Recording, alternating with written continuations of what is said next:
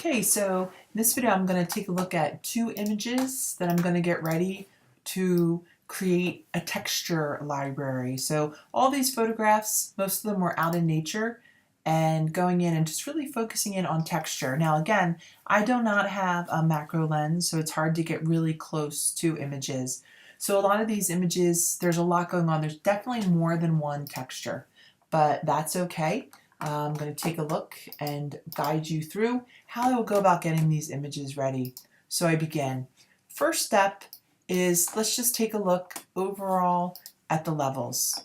So we can come on in and we can just look at this image and see how value is distributed across the channels. Now this image actually overall really did have a nice distribution of value. It was a sunny day, and we'll find that a lot of times with photographs, we can get some really nice images when we're out in sunlight, in indirect sunlight. Okay, great. So taking a look at this real quickly, I might also come on in and just look at the saturation as well. So this image right here, I can always hover, look at the saturation. We'll up the saturation just a little bit. Again, we don't want to overdo it. When we overdo it, we can get too much visual noise. The image might start to look fake as well. So that's much more slight. Again, sometimes we can zoom in and look at what happens before. So we can really see it in the yellow especially. Okay, great. If I wanted to, I could also crop this image. So I'm going to crop it just so I can get rid of the snow in the bottom part. So I'm going to come on in here and I'm going to focus in, bring this on up, right over, all up and over, crop. Again, I'm going to get rid of the snow, crop.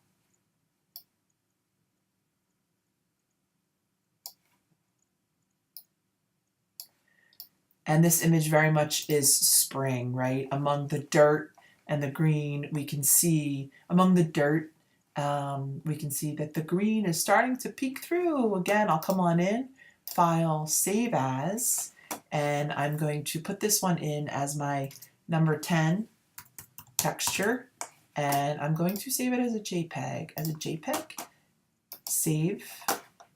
Okay, there we have it. I'm going to do one more. Now I'm going to close this image. I do not need this image anymore. I would save it as a PSD if I still wanted to come in and work with the levels, but I'm done. And I'm going to hit Don't Save.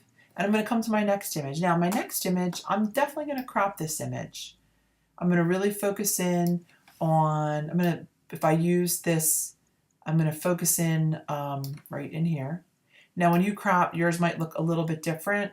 I have my crop set to the golden spiral. I can just do rule of thirds as well. I do like rule of thirds. So I want to show a little bit of the green and the snow. I'm going to double click.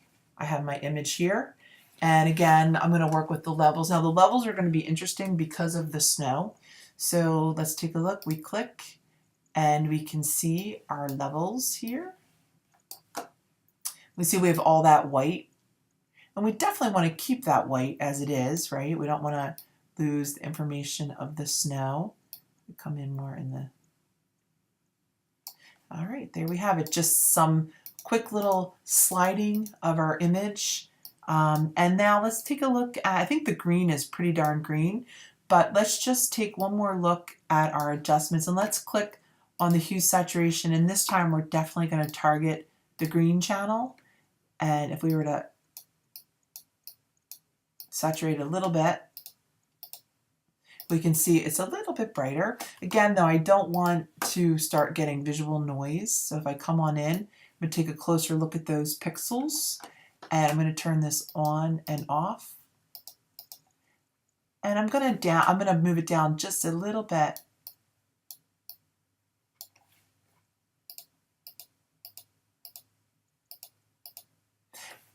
I'll go up a little bit. So many times, you know, it's that fine, getting it into that place where we want it to be.